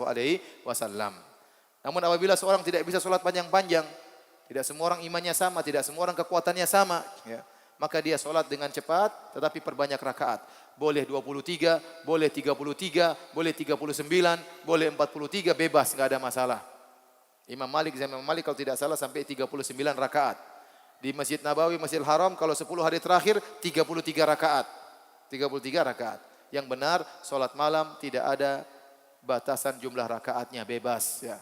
Oleh karena Ibnu Taimiyah rahimahullahu taala berkata dalam Majmu' Fatawa, barang siapa menganggap salat malam ada jumlah tertentu, tidak boleh ditambah, tidak boleh dikurang, faqad akhta'a, dia telah bersalah. Ini persangkaan yang salah kata Ibnu Taimiyah. Yang benar salat malam tidak ada batasan rakaatnya, ya, boleh lebih dari 11, boleh kurang dari 11, ya. Maka seorang berusaha salat bersama imam sampai selesai. Baik. Hadirin dan hadirat yang dirahmati oleh Allah Subhanahu wa taala, ya. Bagaimana dengan wanita? Wanita yang terbaik bagi mereka salat di rumah. Meskipun salat tarawih. Solat fardu saja lebih baik di rumah, apalagi solat tarawih. Tetapi mereka boleh solat di masjid, boleh. Sebagaimana tadi telah kita sebutkan dalam hadis, kana Nabi sallallahu alaihi wasallam yusallil fajr wa yashhadu ma'ahu nisa'un minal mu'minat. Rasulullah SAW solat subuh dan banyak ibu-ibu juga solat subuh bersama Nabi, bermakmum kepada Nabi. Berarti mereka ke masjid, boleh. Tapi yang lebih afdal di rumah. Makanya Nabi berkata kepada para sahabat, la tamna'u ima Allahi masajidallah wa buyutuhunna khairun lahun. Janganlah kalian melarang ibu-ibu pergi ke masjid, tetapi di rumah lebih afdal, di rumah lebih baik. Maka seorang wanita yang mampu sholat tarawih di rumah itu lebih baik. Seorang wanita yang mampu sholat tarawih di rumah itu lebih baik. Ustadz, bukankah laki-laki kalau sholat fardu dapat 27 rakaat, kita ibu-ibu boleh enggak sholat fardu di masjid? Jawabannya boleh. Tetapi di rumah lebih baik. Di rumah lebih baik. 27 derajat luar biasa. Saya kasih gambaran ya. Seorang lelaki sholat isya di rumah 4 rakaat. Dibandingkan dia sholat isya di masjid itu 27 kali lipat. Berarti 4 kali 27, berapa itu? 108 rakaat. Maka rugi kalau kita sholat di rumah. Kalau kita langkahkan kaki menuju masjid, kita di rumah 4 rakaat sholat isya, kalau kita sholat di masjid sama seperti 108 rakaat. Kenapa dilipat gandakan 27 kali lipat? Namun masih banyak orang yang malas. Kenapa? Karena pahala tersebut adalah perkara yang masih abstrak, tidak kelihatan. Coba kalau pahalanya diperlihatkan oleh Allah Subhanahu wa taala. Seandainya Nabi berkata, barang siapa yang sholat di masjid, ini masjid apa namanya? Masjid Raya. Barang siapa yang sholat di Masjid Raya Sumatera Barat akan dapat 27 ekor kambing. Kira-kira orang rame enggak di masjid? Rame enggak? Rame, dari Jakarta pun datang. Kenapa? Karena rame, banyak kambing ya, banyak kambing. Dapat. Tetapi tatkala kita bilang pahala memang tidak kelihatan, tapi kita beriman ada pahalanya. Nah, wanita juga ingin dapat 27 kali lipat. Apakah dia dianjurkan sholat di masjid? Kita bilang tidak dilarang. Tetapi di rumahnya lebih baik. Oleh karena Syekh bin Baz rahimahullah berpendapat, wanita yang sholat di rumah, dia sudah dapat 27 kali lipat meskipun tidak ke masjid. Ini pendapat Syekh bin Baz, ini pendapat yang kuat. Kenapa? Hukum asal laki-laki dan wanita sama. Laki-laki ke masjid dapat 27 kali lipat. Perempuan ke masjid juga harusnya sama, dapat 27 kali lipat. Ternyata kata Nabi di rumah lebih baik. Berarti kalau dia tidak ke masjid tetap di rumah, juga dapat 27 kali lipat. Kenapa? Karena syariat rahmat kepada wanita. Wanita tidak usah banyak keluar rumah. Di rumah saja dia sudah dapat pahala yang banyak. Jadi ibu-ibu saya sampaikan, yang paling afdal sholat di rumah. Ustaz, tapi kalau saya sholat tarawih di rumah, saya enggak bisa Ustaz. Kenapa enggak bisa? Hafalan saya sedikit. Cuma 3 kul. Saya hafal, ada kul yang keempat ya. Qul huwallahu ahad, qul a'udzu birabbil falaq, qul a'udzu birabbin nas, qul ya ayyuhal kafirun. Selainnya lupa-lupa ya. Bisa seorang wanita boleh sholat sambil baca Quran, boleh, enggak ada masalah. Dia sholat sambil dia pegang mushaf. Atau dia taruh mushaf besar di depannya, kemudian dia sholat sambil baca mushaf. Ustaz, tetap saja saya sholat tidak khusyuk, saya ingin ke masjid. Ya sudah, silakan ke masjid, enggak apa-apa, enggak dilarang. Ya, meskipun yang terbaik di mana, di rumah. Namun ingat, ibu-ibu yang ke masjid harus jaga diri, jangan berhias. Jangan kemudian memakai bedak ketebalan, ya. Jangan pakai lipstik dan macam-macamnya. Jangan pakai spidol dan macam-macam, jangan. Ke masjid tidak boleh berhias, jangan pakai parfum. Kenapa? Mengganggu orang-orang. Ya akhi, laki-laki mana kalau lihat perempuan cantik tidak tertarik? Itu laki-laki enggak normal kalau begitu. Ya. Namanya laki-laki normal kalau lihat perempuan cantik tertarik, siapapun perempuan tersebut. Mau istri orang lihat ya tertarik ya, cantik mau diapain? Makanya para ulama Syafi'iyah mengatakan, wanita yang terkenal cantik jangan ke masjid. Kenapa? Mengganggu iman. Iman jamaah, imannya imam juga goyang imamnya. Jangan. Wanita terkenal cantik tidak boleh ke masjid. Ustadz, yang wajahnya pas-pasan boleh enggak? Ya, pas-pasan boleh. Jadi kalaupun dia cantik pengen ke masjid, berusaha pakai cadar, berusaha. Atau dia lewat jalan, kalau dia tidak pakai cadar, lewat jalan yang bukan kumpulan laki-laki. Kenapa? Karena atau dia sambil jalan sambil tutup wajahnya. Karena kalau orang cantik pasti menarik. Jangan kita mengganggu iman orang. Di bulan Ramadan kita ganggu iman orang, jangan. Ya, oleh karenanya wanita yang terbaik di rumah. Tapi kalau dia ke masjid tidak mengapa, yang penting dia beradab tatkala ke masjid. Baik, hadirin hadirat yang dirahmati oleh Allah Subhanahu wa taala. Mungkin saya perlu sampaikan ulang lagi tentang bolehnya salat lebih dari 11 rakaat. Dalilnya banyak ya. Yang pertama saya katakan ini adalah amalan para salaf. Para salaf dahulu mereka salat dengan lebih daripada 11 rakaat. Imam Ahmad diriwayatkan, kalau beliau sehat beliau salat 300 rakaat setiap hari. 300 rakaat. Kalau beliau sakit 100 rakaat ya. Antum kalau sehat berapa, kalau sakit berapa? Ya. Ya, kita sangat jauh dari mereka. Mereka semangat ibadah. Bayangkan, lagi sehat 300 rakaat. Dan sholat malamnya pasti banyak. Oleh karenanya para ulama dahulu mereka sholat banyak-banyak, enggak ada masalah. Ya. Ini pemahaman salaf. Tidak ada seorang salaf pun yang memahami bahwasanya hadis Aisyah, Nabi tidak pernah melebihi sholat 11 rakaat di Ramadan maupun di luar Ramadan, berarti larangan. Tidak ada yang memahami demikian. Bukan berarti Nabi, kecuali Nabi bilang jangan sholat lebih dari 11 rakaat. Nabi tidak pernah ngomong demikian. Dan dipahami hadis tersebut bahwasanya tidak menghalangi. Oleh karenanya kita memahami hadis tersebut dengan pemahaman para salaf. Dan saya belum menemukan ada seorang salaf yang berpemahaman bahwasanya lebih dari 11 tidak diperbolehkan. Saya belum menemukan. Ini yang pertama. Yang kedua dalilnya jelas. Waktu ada orang bertanya kepada Rasulullah, "Ya Rasulullah, kaifa salatul lail?" Ini orang tidak tahu bagaimana salat malamnya Nabi. Dia bertanya, "Ya Rasulullah, bagaimana salat malamnya Nabi?" Karena sholat malamnya Nabi di rumah, dia tidak pernah lihat Nabi sholat malam. Bahkan dalam sebagian riwayat orang ini orang Badui, tidak tahu.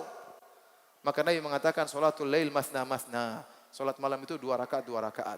Fa idza khashiya ahadukum subha falyusalli wahidatan tutiru lahu ma qad shalla. Kalau dia takut subuh, maka dia witir 1 rakaat sebagai penutup.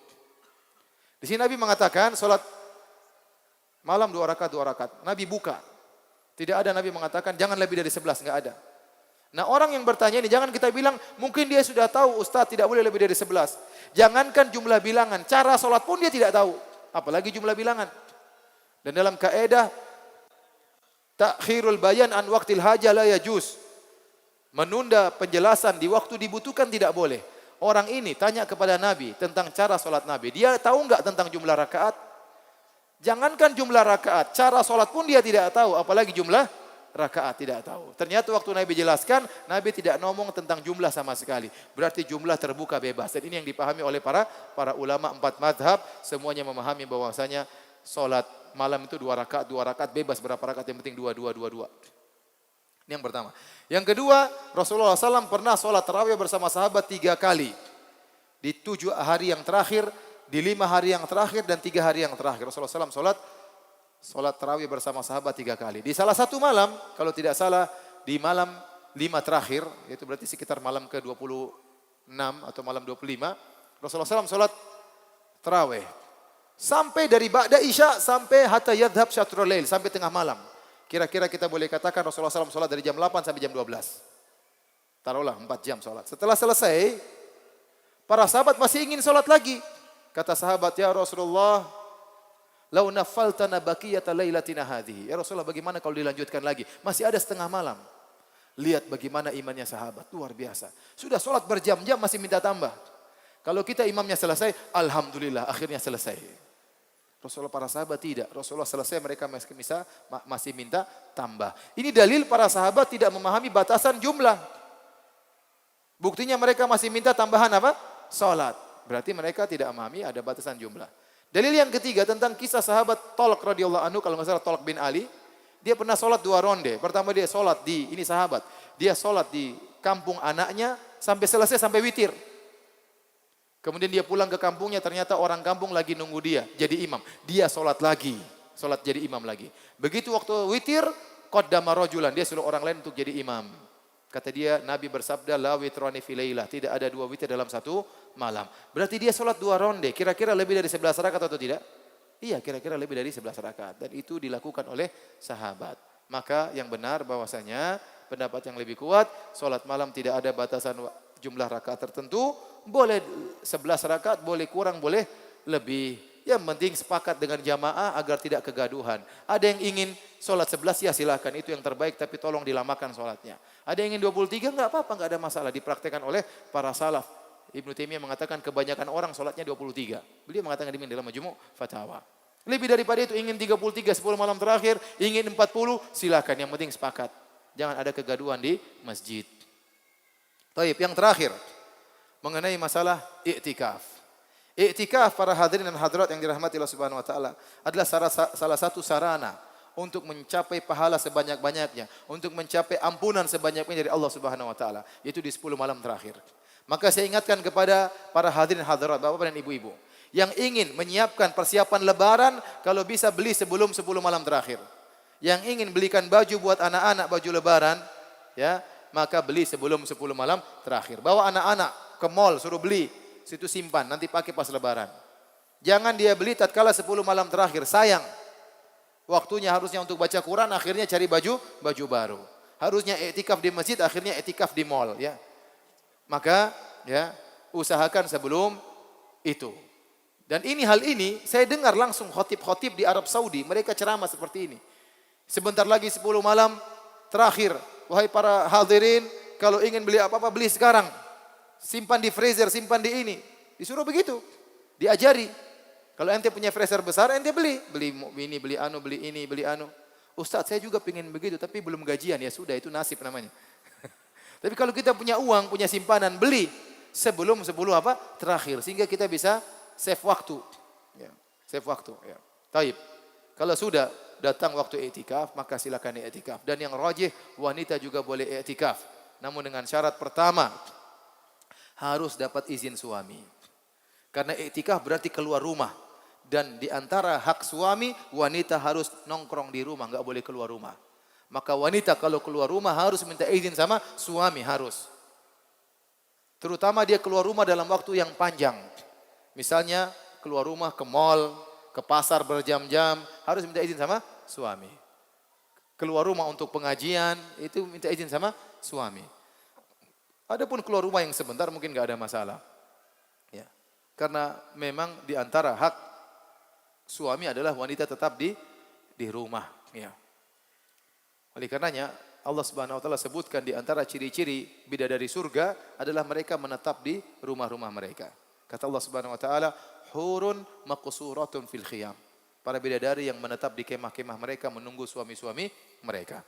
Jadi, tatkala seorang wanita ingin i'tikaf, dia harus minta izin sama suaminya. Kalau suaminya tidak izinkan, tidak boleh dia i'tikaf.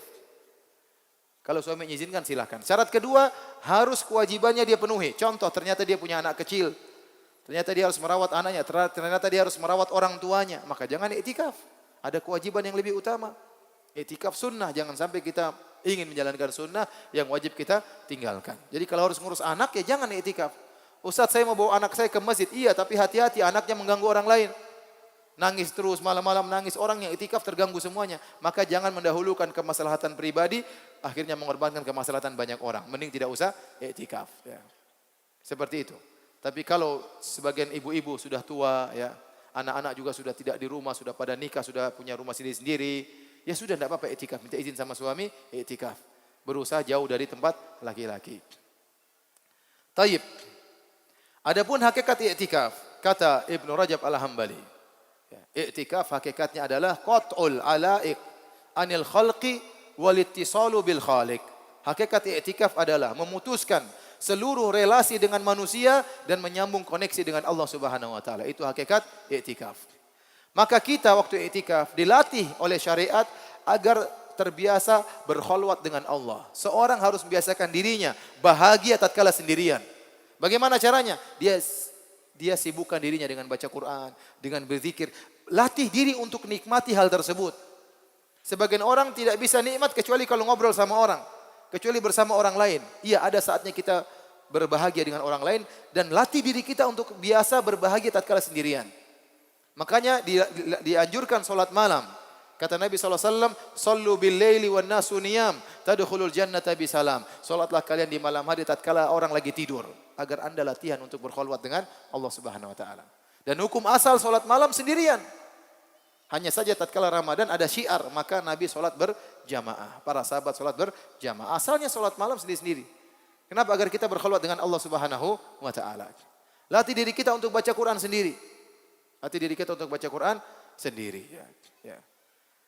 Dan saya ingatkan kepada ibu-ibu yang biasanya ibu-ibu suka tadarusan. Saya anjurkan sebaiknya baca Quran sendiri-sendiri. Kecuali tadarusan tersebut niatnya untuk belajar tajwid, enggak ada masalah. Kenapa? Kalau orang tadarusan biasanya bacanya digilir. Si fulanah baca ayat ini sampai sekian. Fulanah berikutnya ayat ini sampai sekian. Akhirnya sebenarnya dia tidak khatam. Karena ayat yang lain yang baca orang lain. Padahal kita ingin kita baca semua Al-Quran. Paham? Ini yang pertama. Yang kedua, biasanya tadarusan di masjid pakai mic. Ini terkadang mengganggu orang. Kalau tidak mengganggu orang, terkadang menggoda orang. Ya. Suara ibu-ibu tersebut merdu, ya, indah. Yang mendengar bertanya, ini siapa ini? Istrinya siapa ini? Ya. Pertanyaan berikutnya, ini gadis apa janda ini? Jangan. Kemudian membuka pintu ria, sangat mudah orang ria. Kalau dia baca kasih mic, dia baca akan dengan baca yang indah. Maka saya katakan tadarusan boleh, kalau bisa di rumah saja. Panggil guru ngaji yang pintar, biar semangat. Ibu-ibu ngaji bareng, tapi diperbaiki kesalahannya. Kalau begitu tidak apa-apa. Kalau begitu tidak apa-apa. Tapi kalau model tadi saya khawatir, membuka pintu ria, bisa menggoda orang lain. Ya. Kemudian tadi kita tidak bisa menghatam Quran seluruhnya, karena bacanya ganti-ganti. Padahal kita ingin, ya, kita baca Al-Quran seluruhnya. Taib. Hadirin dan hadirat yang dirahmati oleh Allah Subhanahu wa taala, kita kembali kepada iktikaf. Iktikaf adalah melatih diri kita untuk berkholwat dengan Allah Subhanahu wa taala. Oleh karenanya dianjurkan salat malam. Oleh karenanya Nabi SAW bersabda dalam hadisnya tentang 7 golongan orang yang dinaungi oleh Allah pada hari kiamat. Di antaranya kata Nabi, rajulun dzakarallaha khaliyan fafadat ainah. Seorang tatkala dia sedang bersendirian, dia ingat Allah maka dia menangis. Dia sedang bersendirian, dia ingat kegangguan Allah, dia ingat kebesaran Allah, dia ingat dosa-dosanya, dia pun menangis. Ini dinaungi oleh Allah pada hari kiamat kelak. Di antaranya yang dinaungi juga oleh Allah, kata Nabi SAW, rajulani tahabba fillah, ijtama'a alaihi wa tafarraqa alaihi. 2 orang yang saling mencintai karena Allah. Mereka bertemu karena Allah dan mereka berpisah karena Allah. Di antara tafsiran para ulama tentang mereka berpisah karena Allah, maksudnya apa? Mereka sebenarnya masih ingin ngobrol, masih ingin bercengkerama, tetapi mereka harus berpisah. Kenapa? Masing-masing ingin berkholwat dengan Allah. Kalau saya ngobrol terus, kapan saya baca Quran? Kalau saya bergadang terus, kapan saya sholat malam? Maka dia pun berpisah dengan temannya, padahal dia cinta. Dia berpisah karena Allah supaya masing-masing bisa beribadah, berkholwat kepada Allah. Nah, salah satu sarana kita melatih diri untuk bisa berkholwat, berbahagia tatkala bersendirian dengan Allah adalah dengan iktikaf. Sampai-sampai Nabi dulu buat kemah-kemahan supaya tidak ada yang ganggu. Nabi masuk kemah, kemudian dia ibadah sendiri. Ustadz, kita waktu iktikaf nggak boleh ngobrol sama orang? Boleh, tidak ada masalah ngobrol dengan istri, telepon istri, tapi jangan kebanyakan. Sedikit saja. Yang paling banyak adalah kita ibadah sendiri. Sebagian orang waktu iktikaf rombongan, ayo kumpul rame-rame. Geng ini iktikaf bareng-bareng, grup ini iktikaf bareng-bareng. Kamu siapkin teh manis, kamu kopi susu, kamu tahu goreng, ini akhirnya begitu kumpul ngobrol lama. Ini namanya warung kopi pindah ke masjid, ya. Ya nggak boleh. Sekali nggak apa-apa pas buka kita ngobrol, nggak apa pas buka, pas sahur kita ngobrol. Tapi kalau sehari-hari ngobrol terus, ini tidak benar. Sebagian orang saya lihat, waktu i'tikaf masih tulis status di Facebook. Tulis status di Facebook. Kemudian habis itu nggak lama dilihat lagi, berapa yang like. Nggak lama dilihat lagi, komentar. Murojaah Facebook terus. Ya, ngapain? Anda lagi i'tikaf. Sebagian orang i'tikaf masih jualan online. Ya akhi, tidak boleh jualan di masjid. Jangankan sedang i'tikaf, di luar i'tikaf tidak boleh Anda jualan di masjid, tidak boleh tawar-menawar di masjid. Ente mau tawar-menawar keluar dari masjid. Tidak berkah dagangan Anda kalau Anda jualan di masjid. Enggak boleh. Ini sampai di i'tikaf masih sempat apa? Online. Terus gimana? Ya akhi, jangan. Bukan berarti kita tidak boleh berpikir dunia, boleh, tetapi jangan kebanyakan. Kebanyakan ialah pikir akhirat. Sehingga sibukan untuk baca Quran, sibukan untuk sholat malam sendiri, sibukan baca tafsir, sibukan berdoa kepada Allah Subhanahu Wa Taala, sehingga benar-benar kita putuskan hubungan dengan manusia dan kita sambung koneksi dengan Allah Subhanahu Wa Taala. Demikianlah para hadirin dan hadirat yang dirahmati Allah Subhanahu Wa Taala, sebagian fikih yang bisa kita sampaikan, semoga bermanfaat bagi antum sekalian dan juga bagi ana pribadi, dan semoga kita dimudahkan untuk bisa berpuasa di bulan Ramadan dengan baik.